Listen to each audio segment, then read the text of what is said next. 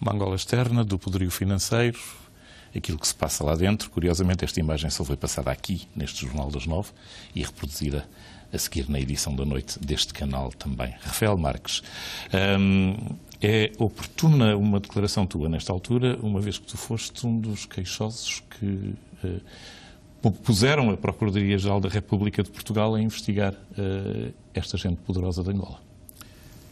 Eu sou assistente em alguns desses processos e... Não és a única parte queixosa, houve aparentemente mais queixas. Em segredo de justiça não sabe muito sobre isso. Não sei, e devo apenas dizer que é lamentável ter ouvido as declarações do ministro Rui Machete, porque mesmo em Angola também se podem apresentar queixas contra dirigentes angolanos e a própria Procuradoria-Geral da República de Angola responde à sua maneira às queixas que são apresentadas pelos cidadãos sem que para isso haja necessidade de pedidos de desculpa. E as autoridades cumprem com o seu papel, a seu modo, de responder às questões jurídicas ou às dúvidas ou às suspeitas levantadas pelos cidadãos. E, dada a gravidade das declarações prestadas pelo Dr. Rui Machete, cumpre aqui fazer uma distinção. Não apenas insultou os próprios portugueses, como também insultou os próprios angolanos. Primeiro porque falou que é uma questão de preenchimento de formulários.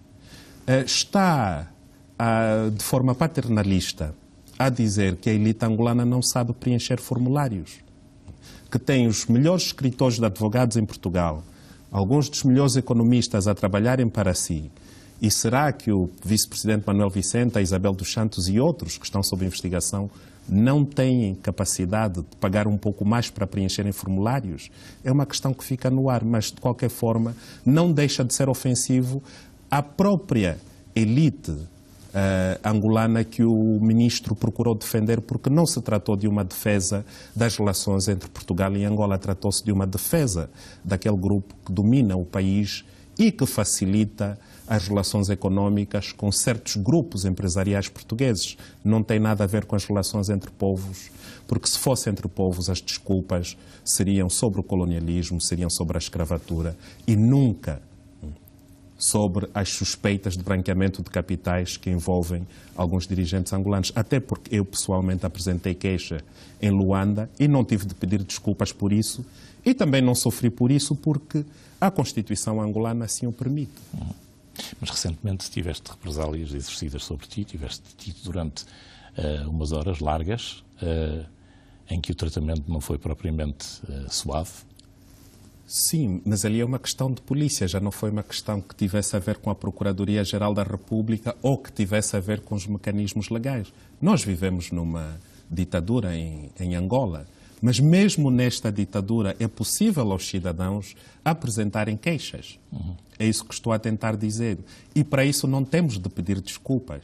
E se nós, como cidadãos angolanos, não temos de pedir desculpas, porque é que há de um ministro de um país estrangeiro como é que é vista pedir desculpas por esta casos... situação em Angola? É encarada também como... Já usaste aí a palavra paternalismo. É encarada como um certo paternalismo esta...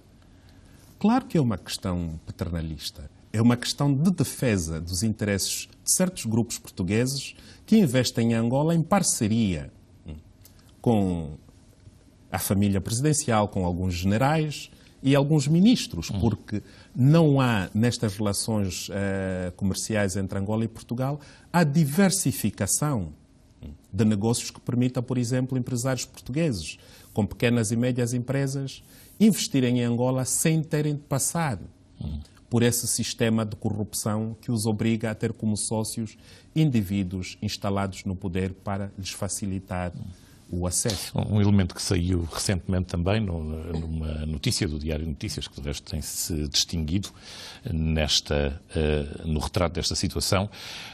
Dr. Rui Machete trabalhava para uma das maiores empresas de advogados de Portugal, a PLMJ, que representa exatamente os cidadãos angolanos em causa agora. E trabalhava para essa empresa até à altura de entrar para o governo. E também a PLMJ, que é responsável pelas queixas apresentadas pelos generais angolanos contra mim, contra a editora portuguesa. Foi quem formulou, quem organizou a queixa. Com certeza. E a PLMJ certamente poderia ajudar os dirigentes angolanos a preencher os formulários. Sem dúvida que tem gente capacíssima. Mas é importante aqui sublinhar que não interessa até das boas relações entre os povos, que deve ser construída pelas autoridades portuguesas e já agora também como angolano, junto à minha voz àqueles que pedem a demissão do Dr. Rui Machete, porque também é uma ofensa para os angolanos o que ele disse. Qual é o sentimento geral, tanto quanto é possível saber, em Angola, deste escândalo que é o... O sentimento geral é do escândalo das relações ou da forma como os dirigentes portugueses conduzem as relações bilaterais com Angola. Não é? Muitas das vezes ignora-se que as relações devem ser preservadas, devem ser mantidas na base do respeito pelos povos. E não tem havido da parte da administração, das sucessivas administrações portuguesas, quaisquer indícios de solidariedade, de simpatia e até de defesa dos interesses do povo angolano, que faz parte da diplomacia internacional também. Por exemplo, o Parlamento português, o próprio governo português não pede explicações pelos arbitros que têm estado a acontecer em Angola, que violam gravemente aquele tratamento os direitos na prisão, humanos. por exemplo. Exatamente.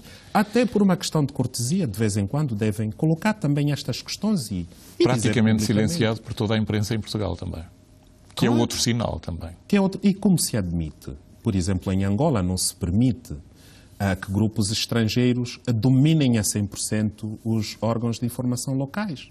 Mas em Portugal, os angolanos começam a ter esse poder.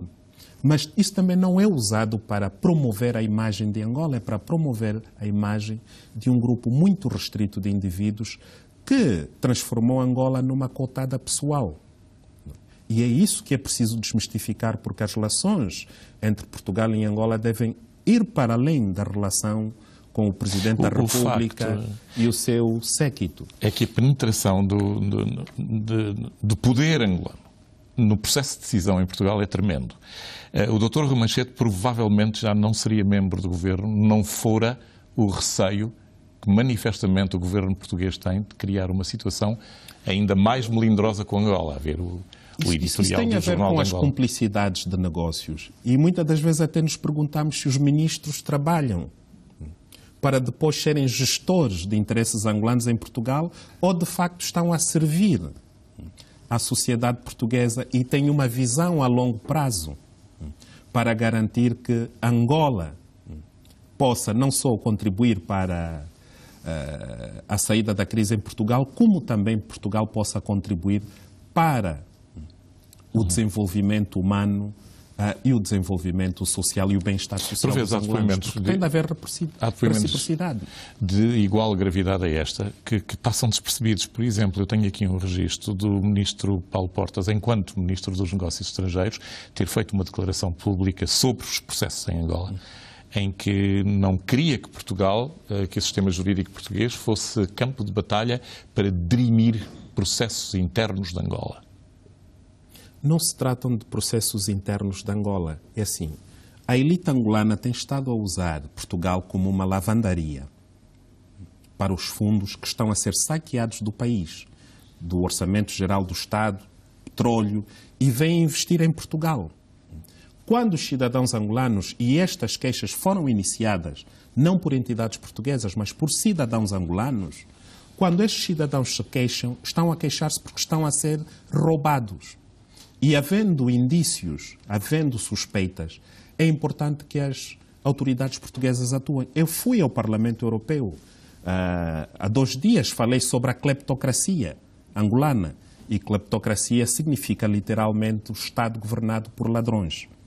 E fui falar disso ao Parlamento Europeu. Será que Angola vai impor sanções ao Parlamento Europeu? Porque eu fui lá falar de questões e com provas. O argumento que é aqui invocado muitas vezes, ainda este fim de semana, um homem que tem manifestas preocupações humanísticas, que é o professor Marcelo Rebelo de Sousa, chamou a atenção, cuidado com os portugueses que lá vivem. Mas o próprio Dr. Marcelo Rebelo de Sousa também ajudou a promover a Constituição, que, em termos práticos, fez o país regredir para uma situação de partido único, de Estado governado por um partido único. E o Dr. Marcelo Rebelo de Sousa foi a Angola dizer que não, que era uma boa Constituição, e também arranjou argumentos para promover aquela Constituição, que é claramente pior em termos de separação de poderes, em termos democráticos, do que a lei constitucional que vigorava anteriormente. Não é? Apesar de haver mais direitos, quer dizer, a concentração de poderes no Presidente da República retira a capacidade dos outros órgãos. Por exemplo, a Assembleia Nacional foi retirado o papel de fiscalizar o governo. E isso não se fala aqui, por isso é que eu não comento mais as declarações do Dr. Mas Marcelo. é um argumento frequentemente utilizado, não só pelo professor Marcelo, mas por autoridades portuguesas. Cuidado com as centenas de milhares de portugueses. Não é? Foi o mesmo argumento que foi usado na época da escravatura. Os angolanos tinham de ser escravizados para o bem de Portugal. Que os angolanos tinham de ser colonizados para o bem de Portugal. Que os angolanos têm de ser roubados para o bem de Portugal. E eu estou aqui a falar como angolano. Tenho de defender o meu país. E já agora foi o argumento utilizado também para não ser demasiado crítico do regime do apartheid na África do Sul. Claro. E hoje, entretanto, Portugal é amigo... Sim, mas perturbou durante muito tempo as relações após a democratização do país. E o que é que defendeu? E a mudança na África do Sul provou que os portugueses não foram expulsos da África do Sul e continuam lá a viver com os seus negócios, e até o governo do ANC, quando chegou ao poder, teve indivíduos de origem portuguesa em alguns dos mais importantes cargos da sua administração. Há aqui um elemento que eu gostava de ouvir, mas há outro argumento que eu também gostava de ouvir rebater, de um alto dignitário angolano, um homem de grande impacto financeiro, que disse que esta era a única maneira de construir uma elite, depois da desordem em que o colonialismo deixou Portugal. E precisavam de uma elite. E ela aqui está, financeiramente poderosíssima. Poderosíssima para Portugal. Porque há uma consciência, e desculpa dizer isso sem ofensa aos portugueses, mas bastante mesquinha, ao nível aqui de certas elites portuguesas, que continuam a julgar que a melhor forma de manterem as suas riquezas é através deste tipo de saque. E daí o paternalismo. Não é. E o que é importante, e nós temos exemplos da França, da Inglaterra, que tiveram também colónias, e hoje procuram até um pouco mais contribuir para que haja desenvolvimento humano nessas ex-colónias. E hoje o que nós notamos em Portugal, por exemplo, é dos poucos países que teve colónias, onde, por exemplo, não se encontram negros no poder. É preciso lembrar isso. Até a Alemanha, que é um país conhecido como sendo extremamente racista, tem deputados negros. Portugal não tem. E então, é importante aqui que os angolanos, aqueles que não estão no poder, saibam defender os interesses de Angola da mesma forma que os portugueses, quer a elite, quer os cidadãos, defendem os seus interesses. E eu estou aqui a falar pelos interesses de Angola e só tenho, mais uma vez, a agradecer este espaço exíguo que resta na comunicação social portuguesa para que possamos também, como angolanos que temos uma visão diferente, mostrar uma outra realidade que é aquela da tortura, dos abusos, da prisão de Viana, das violações contra os direitos mais elementares dos cidadãos angolanos, onde, até hoje, temos um jovem de 17 anos detido, o Nito Alves, por ter um nome. Nós temos uma imagem desse jovem. O que é que esse jovem Nito Alves fez? Ele está supostamente detido há um mês por ter tido a intenção de imprimir umas camisolas a chamar o presidente José Eduardo Santos de ditador. 20 camisolas. E o que é que diziam? Diziam ditador? Dos Santos fora, nojento ditador. É o que dizia a camisola. E ele está preso há um mês, sem culpa formada, não lhe permitem que veja os advogados, não lhe permitem visitas familiares, esteve confinado numa cela solitária durante grande parte do tempo da sua detenção. E nós estamos a falar de uma democracia. Não é caso único? Estamos a falar Eu tenho estado a descobrir mais casos. Há muita gente detida. Ainda há 2 dias publiquei um novo vídeo em que aparece um jovem a ser espancado na cadeia de Viana. E depois da publicação dei conta que está detido há quase 2 anos sem culpa formada. Sobreviveu àquela pancadaria que nós vimos ali? Sobreviveu. E continua lá detido, também não tem processo, não tem... Tu tiveste consequências físicas? Foste espancado? Isto agora define-se espancamento, é difícil, mas bateram-te durante estes... Eu fui pisado por um dos comandantes da Polícia de Intervenção Rápida, que pessoalmente teve o prazer de me pisar. E pediam-me para baixar e tiraram-me os óculos, pediram para tirar os óculos e deram-me uma cacetada na nuca. Mas isso é de só menos importância, porque eu ainda tenho o privilégio de cá estar e denunciar esse tipo de situações. Mas há milhares de angolanos que passam por isso todos os dias e não têm como defender-se. E é por esses que nós devemos manifestar a nossa preocupação e, sobretudo, a nossa solidariedade para o que se está a passar com o Nito Alves, que está há 1 mês sem ter aulas, está detido. Tem 17 anos, não é? Tem 17 anos. Então, como é que um rapaz de 17 anos pode ser uma ameaça para este poder, esta elite poderosíssima que compra Portugal? Eu tenho aqui uma pergunta para o doutor Rafael Marques, mestre em Ciência Política, Estudos Africanos, mestre em Estudos Africanos, em Oxford, estudos em Johns Hopkins também. Como é que o doutor Rafael Marques vê, à luz da ciência política, a evolução de uma situação como esta que se cristalizou em Angola? Deixa-me antes dizer, Mário, que eu sou apenas um jornalista, porque os títulos fazem muita confusão em Angola e eu prefiro apenas ser um jornalista. Mas devo dizer que a situação caminha para um beco sem saída, porque o Presidente e o seu regime têm estado a demonstrar que não estão preocupados em procurar saídas viáveis para a crise política em que se vão metendo todos os dias. Porque, por exemplo, com a história do Nito Alves, criaram uma crise e agora não sabem como resolver. Vão levar este jovem a tribunal? Vão libertá-lo? Vão fazer dele o quê? Vão transformá-lo num mártir?